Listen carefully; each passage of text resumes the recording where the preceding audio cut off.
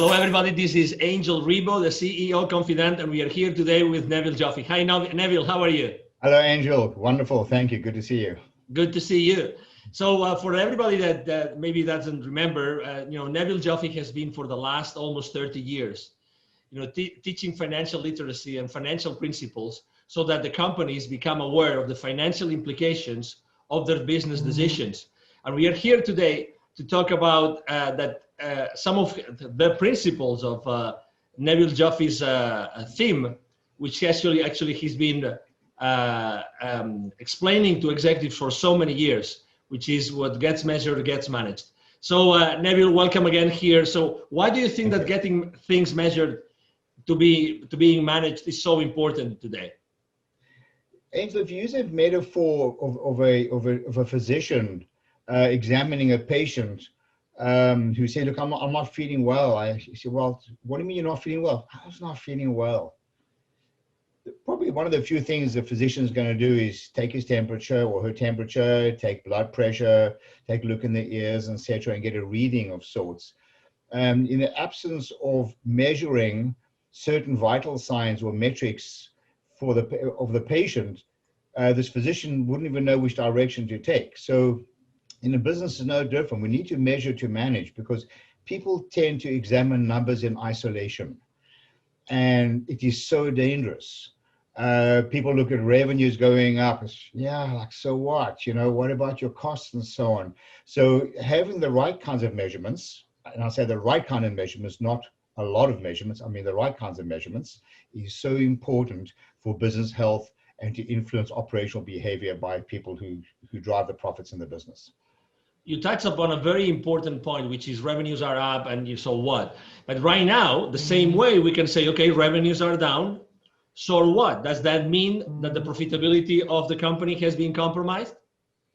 No, far from it. Sometimes to the contrary. Many years ago, I bought an equity position in a vertical manufacturing company that's fully integrated. That is, for those who are not familiar with the term, and we employed about 400 unionized employees. So it was a very nice sized business.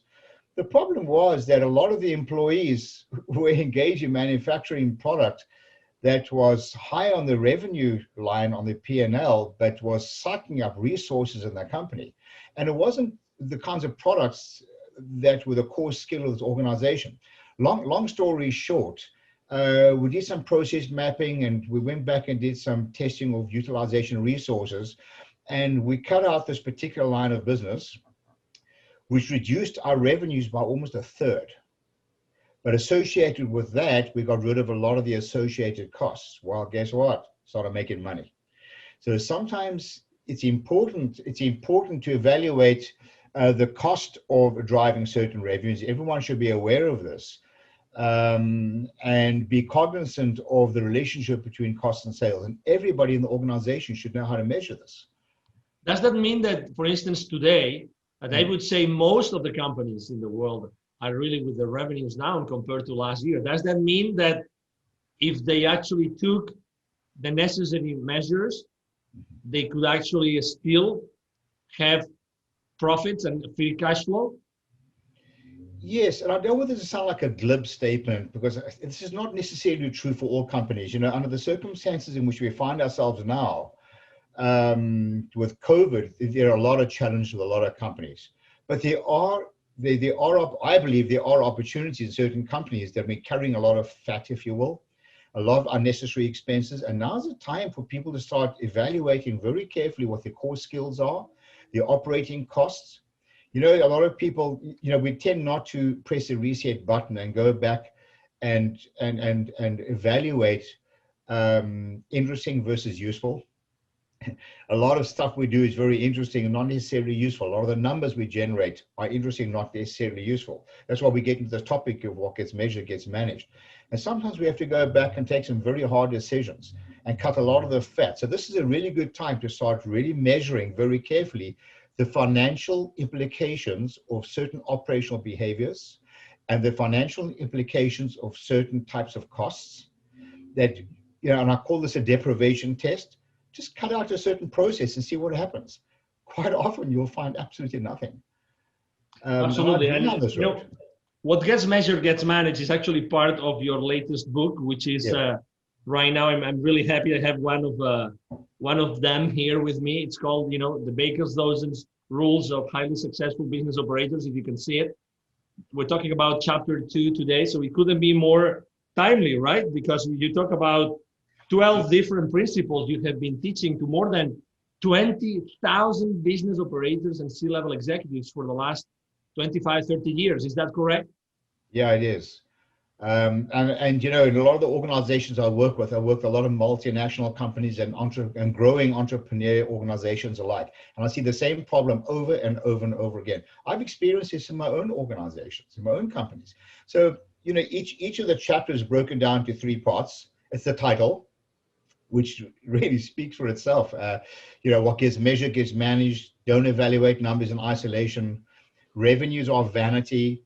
Profits are sanity. Cash flow is reality. These are what the people who've attended my workshops have affectionately called Nevilisms.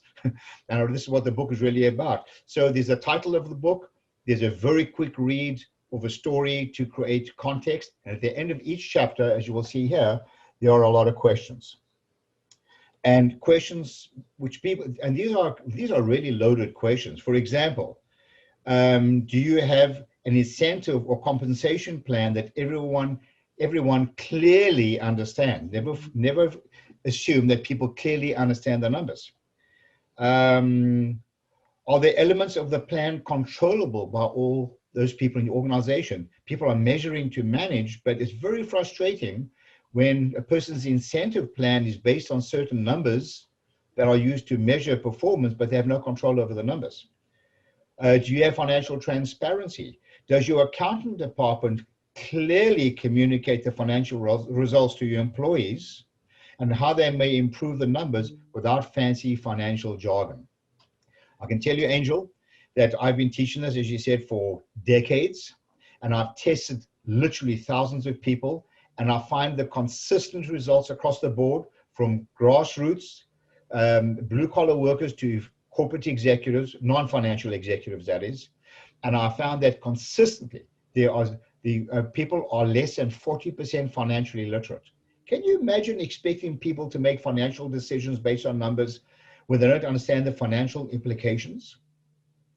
One of the themes or the framework of what I'm trying to communicate to corporate executives is that shareholders invest in a business for one reason and one reason only: to drive sustainable profits and cash flow, right?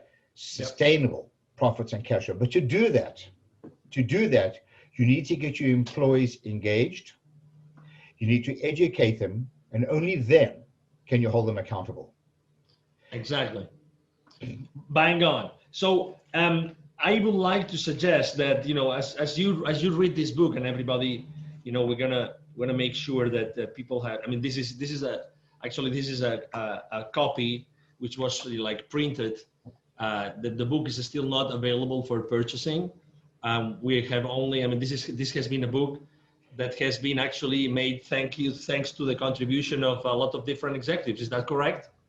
Oh, absolutely. We've had several hundred executives from various companies who have been kind enough to contribute to the book, and we've had some really engaging conversations about some of this content. Exactly. So we would definitely like to have more questions from the people that is watching this interview today to actually contribute to the book if they want to do it. So we will be more than glad to do it. Is that correct, Neville? Yes, absolutely. And if anybody wants to see some extracts of chapters or some of the questions, please email me at Neville, that's Neville at bizwisdom.com. That's bizwisdom.com, Neville at bizwisdom.com. I'll be happy to send you a soft copy of some of the questions and or even of the chapters and get your input. Excellent. Well, thank you very much, Neville, for being here with us today, and to everybody watching this interview. So thank you very much. I'm sure that you have enjoyed this conversation as much as we have, and you have a wonderful day. See you soon. Bye-bye. Thank you. Bye-bye now.